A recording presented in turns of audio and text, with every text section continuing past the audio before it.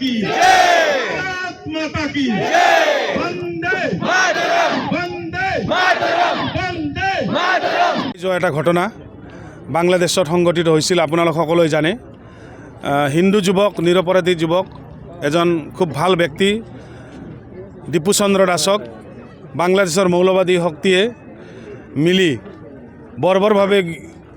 জীৱন্তভাৱে গছত ওলমাই যি জ্বলাই দিলে তাৰ প্ৰতিবাদত আজি এই ভাৰত ভূটান সীমান্তৰ দৰঙা অঞ্চলৰ এই গেৰেজ লাইনত আমি হিন্দু জাগৰণ অসম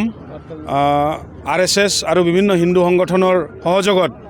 এটা প্ৰতিবাদী কাৰ্যসূচী আৰু পুত্তলিকা দাহ কাৰ্যসূচী আমি ইয়াত আয়োজন কৰিছিলোঁ। আৰু এই কাৰ্যসূচীত এই অঞ্চলৰ আমাৰ সমূহ ৰাইজৰ উপস্থিতি আমি পাইছোঁ। আৰু আজিৰ এই কাৰ্যসূচীত আমি বাংলাদেশৰ ইণ্টাৰিম চৰকাৰৰ চিফ এডভাইজাৰ মহম্মদ ইউনুছৰ পুত্তলিকা দাহ কৰাৰ লগতে বাংলাদেশৰ হৈ থকা হিন্দুৰ ওপৰত যি অত্যাচাৰৰ প্ৰতিবাদত আমি ভাৰত চৰকাৰ অসম চৰকাৰ তথা সমূহ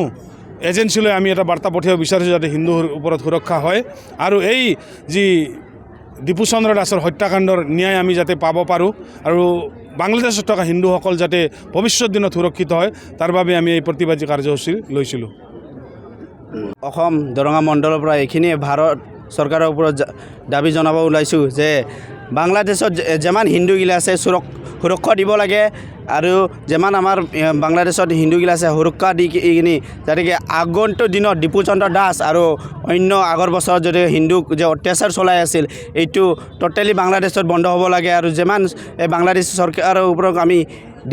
হিন্দু জাগৰণ অসম আৰু অন্যান্য যিমান হিন্দু সংগঠন আছে এইখিনিয়ে আমি ধিক্কাৰ জনাব বিচাৰিছোঁ যাতে কি এইগিলা যদি আমাৰ হিন্দুক যদি সুৰক্ষা দিব নোৱাৰে আমি নিশ্চয় আমি নিজে যাই কিনি বাংলাদেশক আমাৰ হিন্দুক আমি সুৰক্ষা দিম।